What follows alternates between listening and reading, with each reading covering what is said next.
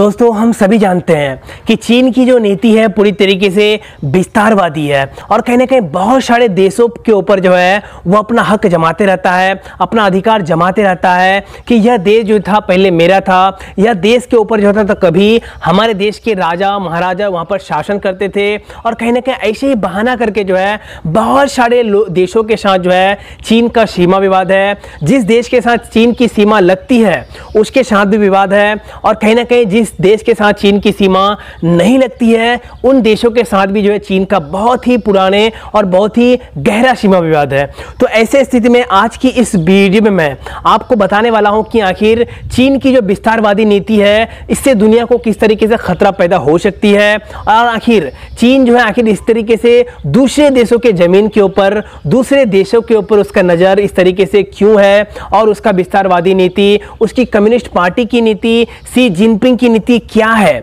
आखिर वह जो है दूसरे देशों के ऊपर अपना अधिकार क्यों जमाते रहता है, दूसरे देशों को वह अपना देश क्यों मानते रहता है, दूसरे देशों की जमीन को वह अपना देश की जमीन क्यों मानता है। तो आज की इस वीडियो में मैं आपको तमाम इन सवालों का जवाब देने वाला हूं, फुल डिटेल में देने वाला हूं। तो इसीलिए इस वीडियो को मेरा आप लोग आज पूरा देखिएगा। तो गाइस देखिए, जैसे कि हम सभी को पता है कि चीन की लगभग जो है 23 से भी ज़्यादा देशों के साथ सीमा विवाद है। कुछ देशों के साथ जो है थल से सीमा विवाद है, कुछ देशों के साथ जल सीमा विवाद है, कुछ देशों के साथ जो है बहुत ही ज़्यादा सीमा विवाद है। जैसे कि हम सबको पता है कि कुछ ही महीनों पहले जो है भारत और चीन के बीच जो है गलवान वैली में किस प्रकार से जो झड़प हुई थी, किस प्रकार से जो है दोनों देशों की सेनाएं जो है आपस में आ गए थे और कहीं ना कहीं ऐसा लग रहा था कि चीन और भारत की युद्ध भी हो सकती है, वार भी हो सकती है। लेकिन अभी हालत जो है पूरी तरीके से कंट्रोल में है और कहीं ना कहीं चीन जो है अपनी सेना को वापस बुला चुका है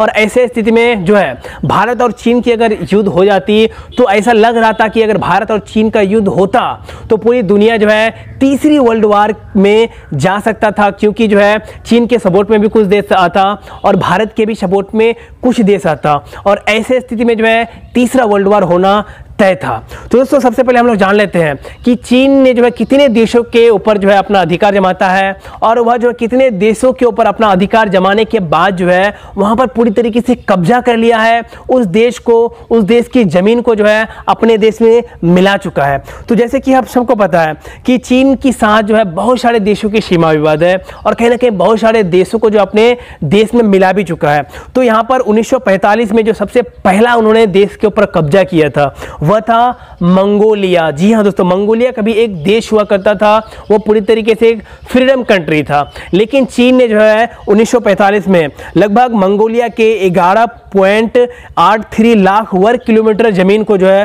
पूरी तरीके से कब्जा कर लिया और कहीं ना कहीं उस पर अपना अधिकार जमा लिया, उस देश को पूरा जो है अपने देश में मिला लिया। चीन ऐसा क्यों कर रहा है? क्योंकि मैं आपको बहुत सारे वीडियो में बता भी रहा हूं और मैं आपको एक बात और बताना चाहूंगा, क्योंकि चीन की जो नीति है वो आज से नहीं बल्कि बहुत पहले से ही जो है विस्तारवादी नीति है। वो दूसरे देशों के ऊपर अपना अधिकार जमाते रहता है, वो दूसरे देशों को अपना देश का जमीन मानते रहता है। लेकिन चीन को जो है सिर्फ एशिया में एक ही ऐसा कंट्री जो है जो उसी के भाषा में जवाब दे सकता है और वह देश है इंडिया। जी हाँ दोस्तों, इंडिया जो है किसी के सामने कभी झुका नहीं है और ऐसे स्थिति में जिस प्रकार से चीन जो है भारत के भी कुछ हिस्से को अपना देश का हिस्सा मानता है, तो ऐसे स्थिति में जो है चीन मंगोलिया को या फिर तिब्बत को, हांगकांग को या फिर जो है ताइवान, वियतनाम, इन देशों को की तरह भारत को ना समझे, क्योंकि जो है भारत एक ऐसा इकलौता देश है जो चीन को जो है इसके घर में घुस कर मार सकता है और उसी के भाषा में जवाब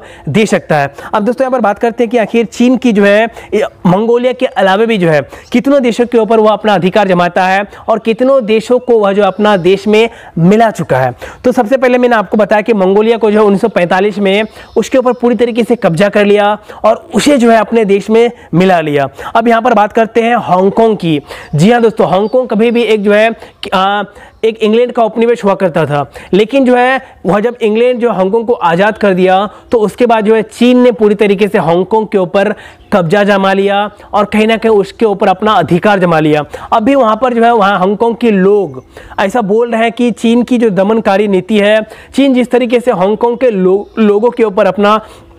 अधिकार जमाता है, उसका कानून जो है हांगकांग के लोगों के ऊपर थोपता है, तो वहाँ पर जो है अभी भी जो है आज़ादी के नारे लगते रहते हैं। वहाँ पर जो लोग जो है आज़ाद होने के लिए, अपने पूरे देश हांगकांग को आज़ाद कराने के लिए जो है प्रदर्शन करते रहते हैं। लेकिन चीनी सरकार, चीनी आर्मी, चीन की जो पार्टी है कम्युनिस्ट पार्टी, वह जो है पूरी तरीके से वहाँ पर तानाशाही के तरह जो है वहाँ के लोगों के साथ ट्रीटमेंट करते हैं, वहाँ के लोगों की ज़िंदगी को पूरी तरीके से बर्बाद कर दिया। और दोस्तों इसके अलावा भी जो है चीन जो है यहाँ पर तुर्किस्तान हो गए, तिब्बत हो गए। जी हाँ दोस्तों, कभी तिब्बत जो है भारत का एक पड़ोसी देश हुआ करता था। हम लोग जो है जब बचपन में पढ़ रहे थे कि तिब्बत जो है पहले एक स्वतंत्र कंट्री था, फ्रीडम कंट्री था, लेकिन जो है अभी पूरी तरीके से चीन ने जो है तिब्बत के ऊपर कब्जा कर लिया। तो ऐसे स्थिति में आप जो है समझ सकते हैं कि चीन की जो नीति है किस प्रकार से विस्तारवादी नीति है। दूसरे देशों के ऊपर हक जमाना, दूसरे देशों की जमीन के ऊपर हक जमाना उसका फितरत आज से नहीं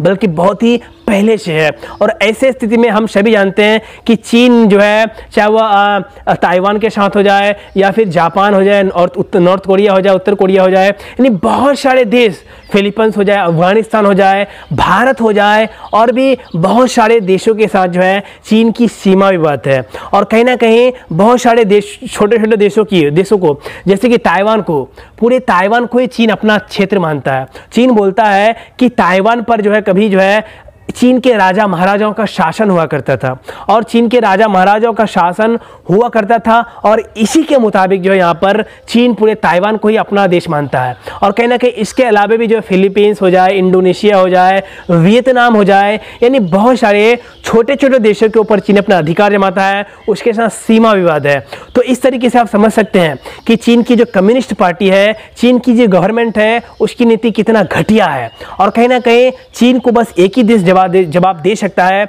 और वह देश है इंडिया। क्योंकि दोस्तों इंडिया के भी कुछ क्षेत्र जैसे कि लद्दाख हो गए, अरुणाचल प्रदेश हो गए, और फिर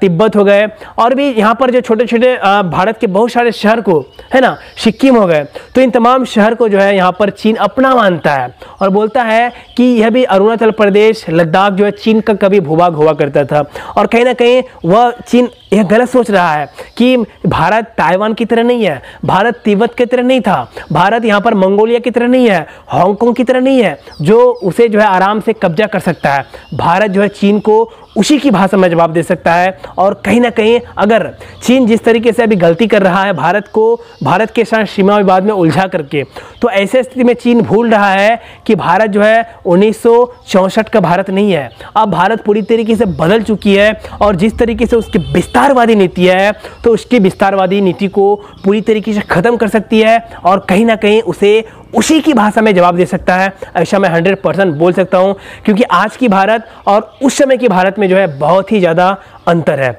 आपको क्या लगता है दोस्तों कि जो चीन की यह विस्तारवादी नीति है यह पूरी तरीके से गलत है या फिर सही है? मुझे इस वीडियो के कमेंट में आप जो है ज़रूर बताइएगा। तो गाइज़ अगर यह वीडियो आप लोगों को पसंद आए तो इस वीडियो को लाइक कर दीजिएगा। तो गाइज़ फिर मिलते हैं नेक्स्ट वीडियो में कल, तब तक के लिए दोस्तों जय हिंद, वंदे मातरम।